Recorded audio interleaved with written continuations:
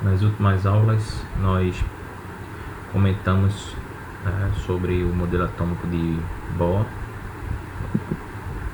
e hoje vamos dar prosseguimento à série de modelos atômicos.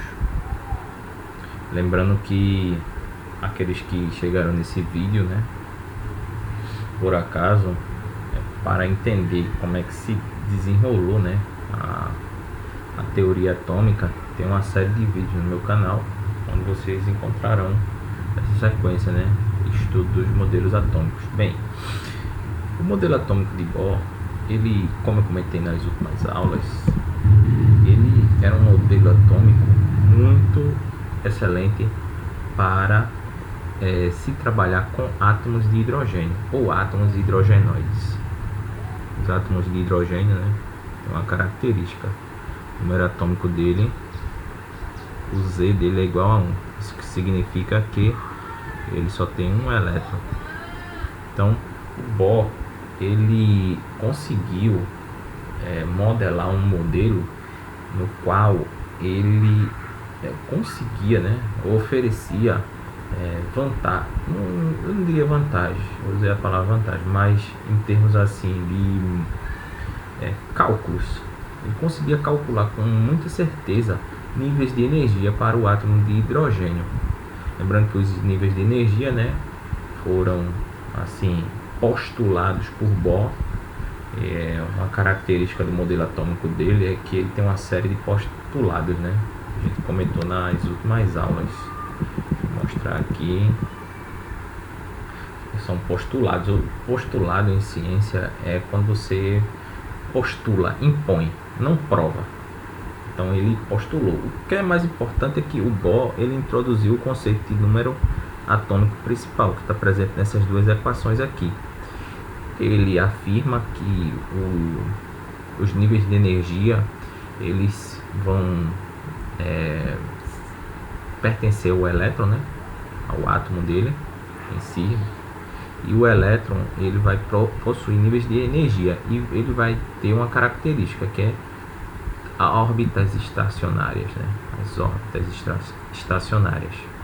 Essas órbitas têm níveis de energia, e esses níveis de energia você conseguiria calcular por meio dessas equações aqui, tá bem?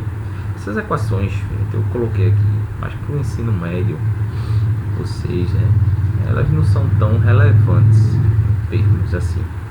O que é relevante no ensino médio é você saber que o modelo atômico de Bohr foi o primeiro a utilizar a teoria quântica.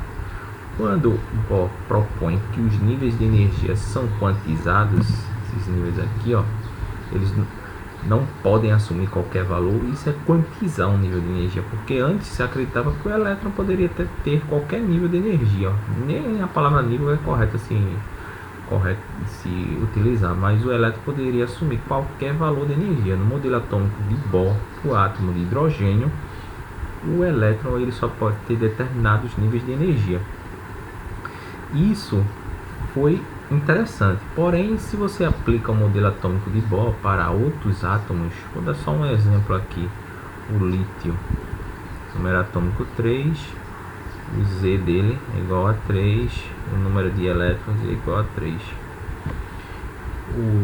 Se você aplica esse modelo atômico, ou seja, utiliza as equações que Bohr utilizou, você não encontrará resultados satisfatórios. Você não consegue explicar o comportamento do átomo de lítio ou átomos com mais de um elétron utilizando as equações de Bohr. O que é que ocorreu? O Bohr depois ele tentou, vamos dizer assim, fazer alguns consertos ou alguns ajustes. Na realidade é só uma informação. No átomo de Bohr, o elétron estaria em órbitas estacionárias, só que o elétron ele estaria orbitando o núcleo a uma velocidade bem próxima da luz. Então Bohr ele pegou a teoria já de Einstein, teoria relativística da matéria. Eu não sei se foi a de Einstein, mas assim, a teoria, ele, vamos dizer assim, simplificando, ele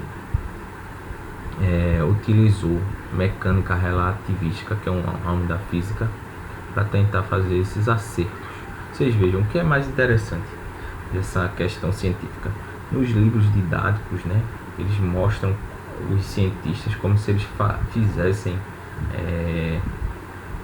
descobertas, né, isolados. Ele sozinho calculou, ele não, na realidade isso só evidencia que esse modelo atômico de Bohr, ele sempre estava tentando, né, na verdade, unir, né, teorias e tentar ao máximo explicar modelos, né.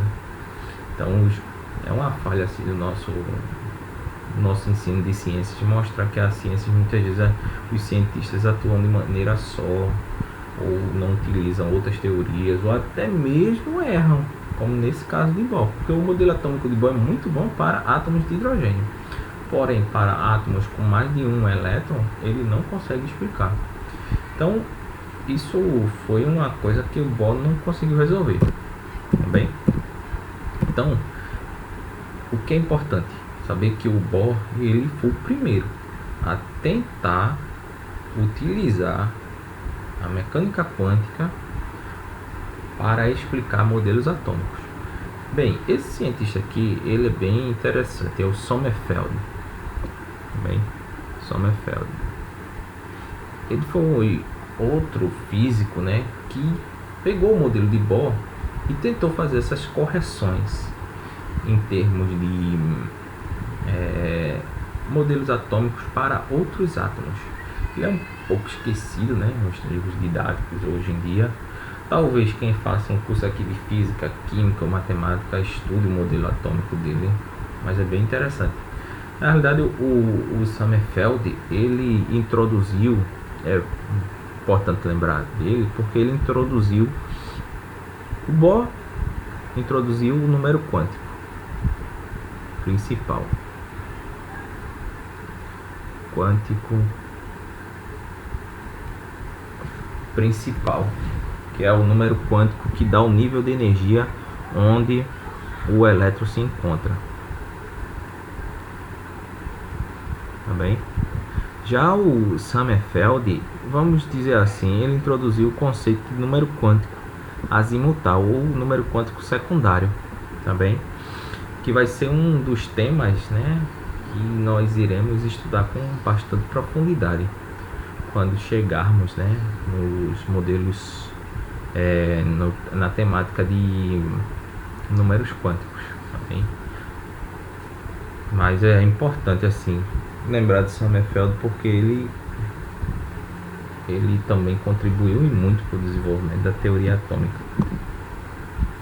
Veio outra coisa que nós devemos também estudar um pouco com mais profundidade no assunto de números quânticos é esse outro cientista aqui, ó, de Broglie, porque de Broglie foi um dos cientistas que propôs que os elétrons eles poderiam ter características de onda ou partícula, ou ao mesmo tempo, dependendo do experimento você poderia enxergar com o elétron como uma onda ou como uma partícula.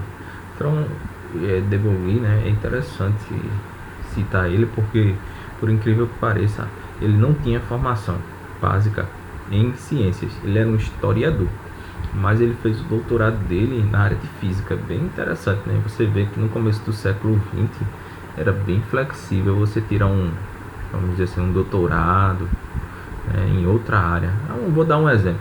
Você é um engenheiro de graduação, né? Sua graduação é em engenharia. Aí você fazer um doutorado em psicologia. Era mais ou menos na época, né?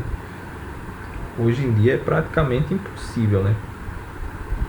Você fazer isso. Mas o que o de Broglie ele propôs? Ele lançou a hipótese que a luz poderia ter uma característica. A luz, quando eu digo, é a radiação eletromagnética. O elétron em si poderia ter uma característica dual. Ao mesmo tempo, o elétron tem uma característica de onda e partícula, e também a matéria. Isso vai ser importante, sabe por quê?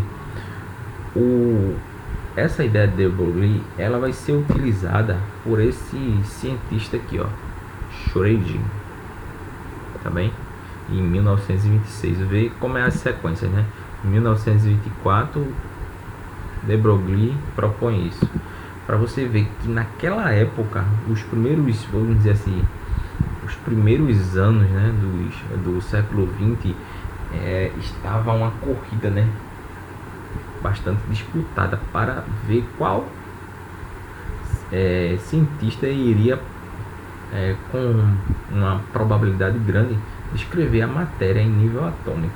Então, o que foi o Schrödinger para nível médio, ensino médio, né? Porque se você, como eu tenho ressaltado sempre, se você for fazer uma graduação em química, física, matemática ou até outra área da ciência, você vai ver uma série de considerações sobre cientistas e muita matemática, viu?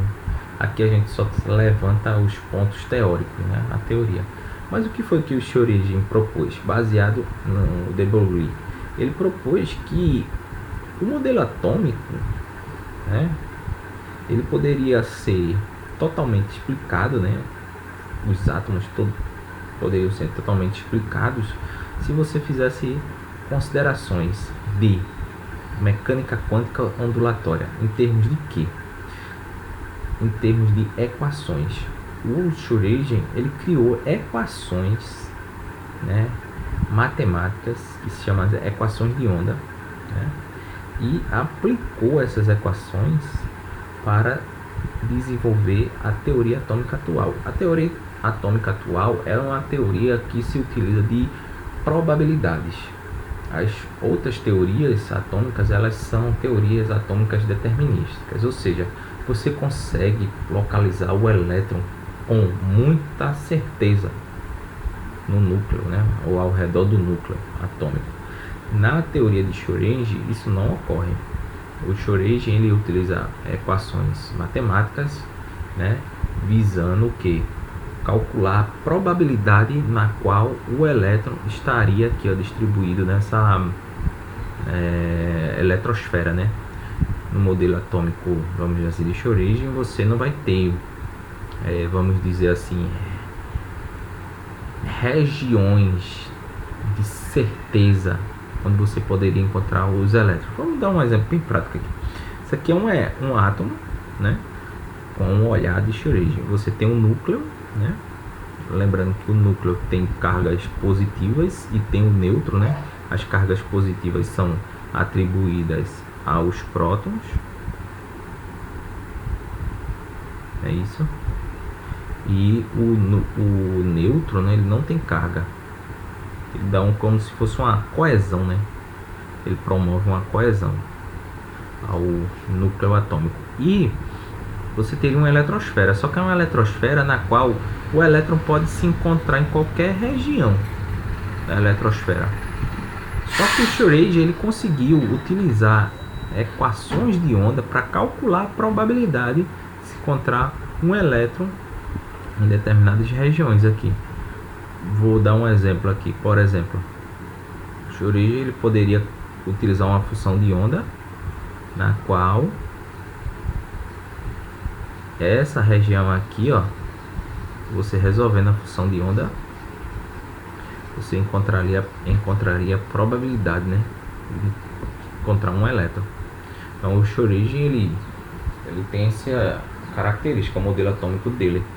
Eu estou ressaltando, gente, pode até ser irrelevante para alguns, mas é bem interessante quando você muitas vezes domina a questão da historicidade e os principais conceitos. Sabe por quê? Quando se fala em átomo, hoje, no século XXI, as pessoas ainda desenham o átomo como se fosse um modelo atômico de... Sabe de quem? Deixa eu voltar aqui, vou voltar mesmo. Deixa eu voltar. Há uma confusão. Quando se fala em átomo, a maioria das pessoas ainda utiliza o modelo atômico de Rutherford. Acredita que os elétrons, eles descrevem órbitas, né, ao redor do núcleo, órbitas bem certinhas, né, ao redor do núcleo. Mas o modelo atômico correto hoje seria o modelo atômico de Schrödinger. Por quê? Esse modelo atômico, os elétrons, eles estão distribuídos em regiões na qual a uma determinada probabilidade. Por exemplo, eu posso dizer não, se eu pegasse uma função de onda, eu poderia afirmar por meio dessa função de onda que eu tenho 99% de probabilidade de encontrar um elétron aqui, nessa região, perto do núcleo. Quer dizer que é 99%, mas também tem 1% de eu encontrar elétrons aqui. Então é um modelo probabilístico. Na época, a mecânica quântica começou a se desenvolver, a probabilidade, né, a estatística foi uma ferramenta bastante útil para esses cientistas, né? Muitos até não acreditavam que a probabilidade poderia explicar, né, os núcleos atômicos. Vou dar um exemplo, o Einstein. Hoje Einstein é lembrado muito, né, por ser um grande cientista, e foi. Mas o Einstein, ele não acreditava na utilização de modelos de probabilidade para descrever a matéria, ou seja, os átomos. Só uma informação, só para a gente ter noção de onde a gente está pisando. Então, ó, encerrando, né, a gente pode dizer que nós temos, ó, os modelos vamos dizer aqui, ó, fazendo um resumo de todos os modelos atômicos que nós estudamos. Temos o modelo grego, né, isso, que é um modelo não científico, é um modelo filosófico. Depois temos o primeiro modelo científico, que é o de Dalton. Depois nós temos o modelo atômico de Thomson. O quarto modelo é o de Rutherford. O quinto modelo atômico é o de Bohr. E o sexto modelo, né, é o modelo atômico de Schrödinger. Isso é alemão, é por isso que a pronúncia e a escrita é bem estranha. O modelo atômico de Schrödinger é o modelo atômico atual. É como as pessoas deveriam imaginar um átomo, como se você tem um núcleo onde você tem como se fosse pulverizado. Pulverizado porque há regiões onde você tem uma maior probabilidade de encontrar um elétron. Tá ok? Então é o modelo atômico atual. Infelizmente a maioria das pessoas imagina o átomo como se fosse um átomo de Rutherford ainda. Então vamos resolver algumas questões aqui, né, para nos familiarizarmos, né, com o conteúdo. Primeira questão: uma importante contribuição do modelo de Rutherford foi considerar o átomo constituído de... Então ele quer que você marque a alternativa correta. O modelo atômico de Rutherford considerava o quê? Elétrons mergulhados numa massa homogênea de carga positiva? Não, quem fazia isso era o modelo atômico de Thomson. Que é modelo atômico de Thomson, tá bem? Depois nós temos, letra B, uma estrutura altamente compacta de prótons e elétrons. Prótons e elétrons o Rutherford propôs. Vamos ver outras, vamos deixar essa alternativa aqui, né? Letra C, um núcleo de massa desprezível. Não, né? Só relembrando, né? Rapidinho, você no modelo atômico de Rutherford você tem um núcleo, né, constituído de prótons, tá bem? Carga positiva. O Rutherford não tinha noção de nêutrons ainda. E você tinha elétrons com órbitas aleatórias, né,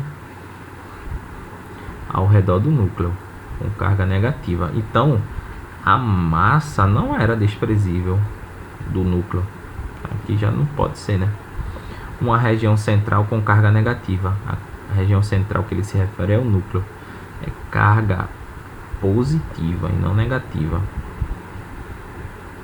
Um núcleo muito pequeno de carga positiva cercado por elétrons.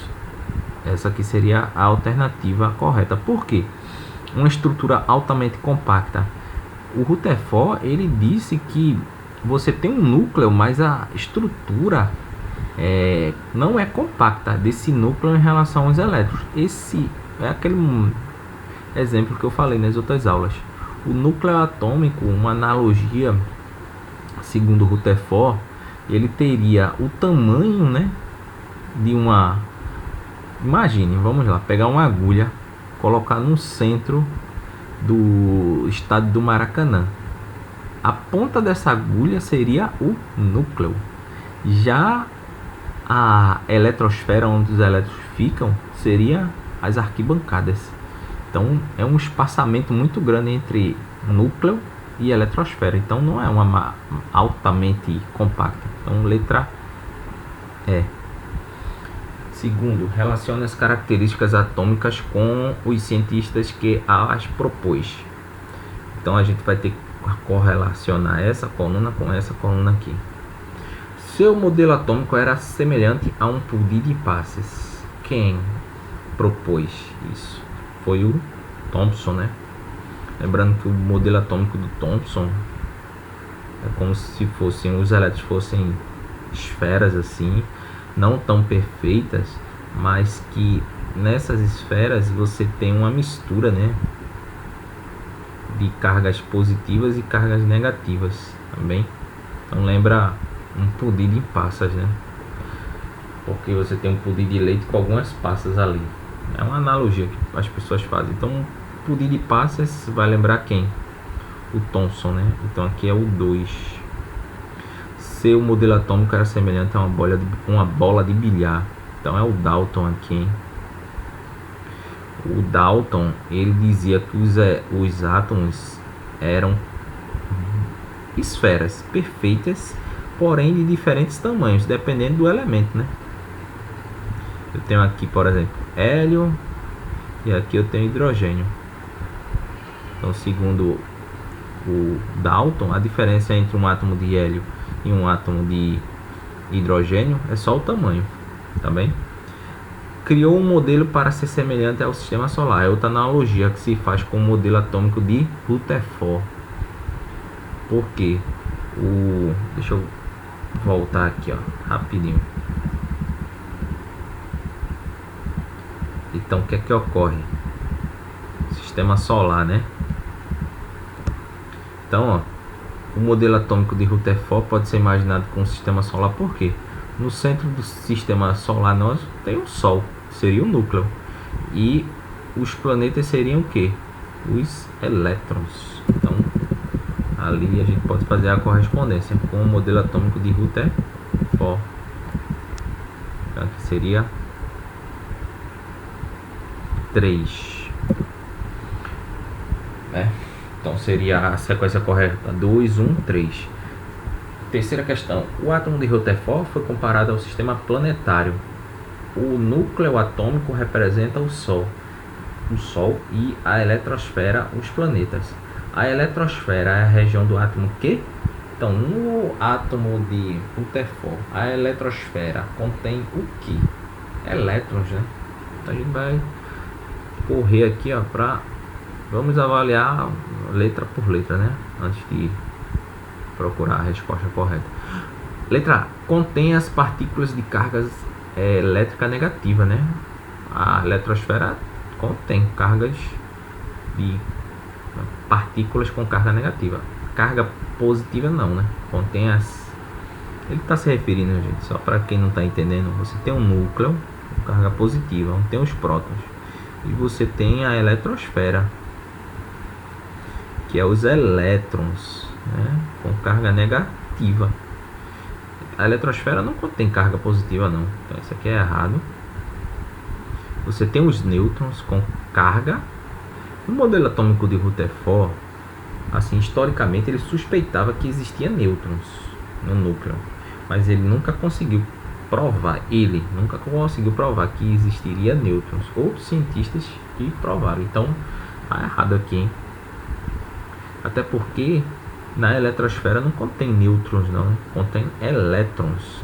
Letra D. Praticamente toda a massa do átomo. Não, né? Toda a massa do átomo, segundo Rutherford, está concentrada no núcleo. Então aqui é errado. Letra E. Contém prótons e nêutrons. Também não, né? Prótons e nêutrons está contido no núcleo. Então seria a letra A, né? Quarto, aponte em cada modelo a seguir as características que contrariam a proposta do modelo atômico atual. Vê que coisa interessante. Até essa questão aí, ela tá assim um pouco errada, né? Porque o modelo atômico atual tem um núcleo, tem uma eletrosfera, tem. Só que é uma eletrosfera que não é como aquelas de Rutherford e Bohr, né? Porque a diferença entre Rutherford e Bohr é que o átomo de Bohr ele tem um núcleo, tem com carga positiva. Só que a eletrosfera de Bohr ela é discreta, ou seja, você tem camadas eletrônicas, né? A gente pode dizer camada 1, camada 2, camada 3. E os elétrons só podem ocupar determinadas camadas eletrônicas. No átomo de... Aqui é Bohr, deixa eu escrever aqui, Bohr. Aqui é Rutherford. Vou escrever Rutherford. No átomo de Rutherford você tem um núcleo com carga positiva, né? E você tem os elétrons, só que os elétrons eles descrevem uma eletrosfera, né? Como eles descrevem uma trajetória elíptica, né? Ou circular, na realidade, circular ao redor do núcleo. Só que é uma trajetória totalmente aleatória. Essa é a diferença entre Rutherford e Bohr. Vamos dizer assim, o Bohr, a eletrosfera é organizada, né? O elétron só pode ter uma determinada posição, tá bem? Só que o modelo atômico atual não é nem o de Bohr nem o de Rutherford, é o de Schrödinger, onde você tem um núcleo, né? Onde você tem um núcleo e os elétrons eles estão ao redor do núcleo, tá bem? Ao redor do núcleo, não de maneira aleatória. Eles não estão de maneira aleatória, viu, gente? Eles estão ali de maneira quantizada. Porém, eles, vamos dizer assim, você não tem certeza que eu digo em assim 100% de certeza onde cada elétron estaria. Você tem uma probabilidade maior ou menor de você encontrar o elétron ao redor do núcleo, tá bem? Então vamos lá, né? Avaliar modelo, consideração por consideração. Então, ó, ele quer que você faça o quê? Apontar em cada modelo a seguir as características que contrariam a proposta do modelo atômico atual, né? Ó, os átomos dos gregos Demócrito e Abdera e Leucipo, a matéria era composta por pequenas partículas que receberam o nome de átomos. Do grego, átomo quer dizer indivisível. Veja, com o modelo atômico de Thomson, né? Aquele modelo atômico do pudim de passa, e também com o modelo atômico do Rutherford, nós já podemos afirmar que o átomo não é indivisível, mas ficou o nome. Bem? Então aqui você já pode dizer o que? O átomo é divisível, segundo Thomson e Rutherford. Então a contradição está aqui, ó. Os gregos afirmavam que a matéria era construída de pequenas partículas, construídas de átomos, né? Seriam indivisíveis. 2. O átomo de Dalton, uma esfera maciça, homogênea, indivisível, indestrutível e eletricamente neutra. Eu acho que o maior problema do modelo atômico de Dalton era o eletricamente neutro, né? Porque assim, quando se fala eletronicamente neutro, você está afirmando que os átomos não possuíam nem cargas positivas nem cargas negativas, tá bem?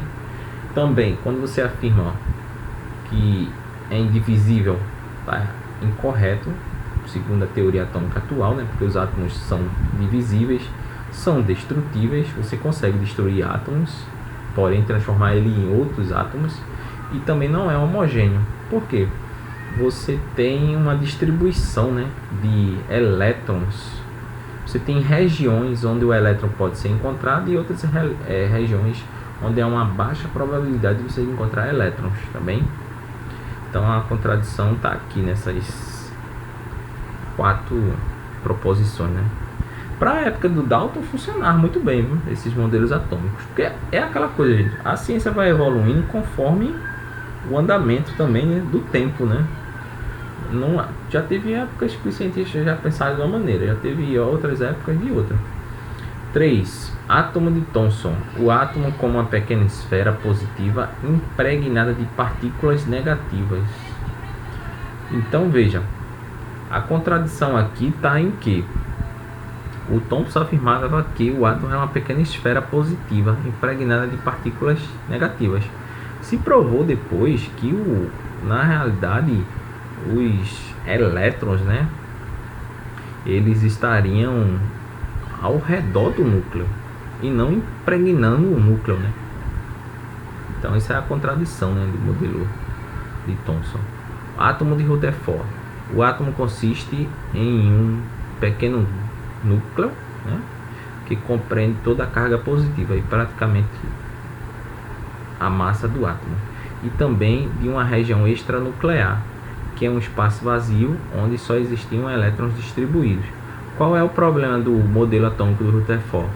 O modelo atômico de Rutherford, ao fazer essa consideração todinha aí, se esquece que o elétron, ele, como uma partícula ao redor do núcleo, descrevendo uma órbita, com o tempo esse elétron iria colapsar com o núcleo. Então esse modelo atômico não vamos dizer, explica, né, o átomo, porque isso aqui não é observável. Quem resolveu esse problema foi o Bohr, só que ele resolveu o problema para o átomo de hidrogênio, que só tem um elétron, tá bem? E o modelo atômico atual, só ressaltando, que é o modelo atômico de Schrödinger, onde você utiliza equações, né, e funções de onda para descrever regiões de probabilidade de se encontrar elétrons, tá bem? Então é isso, gente. Muito obrigada, tá bem? Então encerramos por aqui o nosso módulo de modelos atômicos.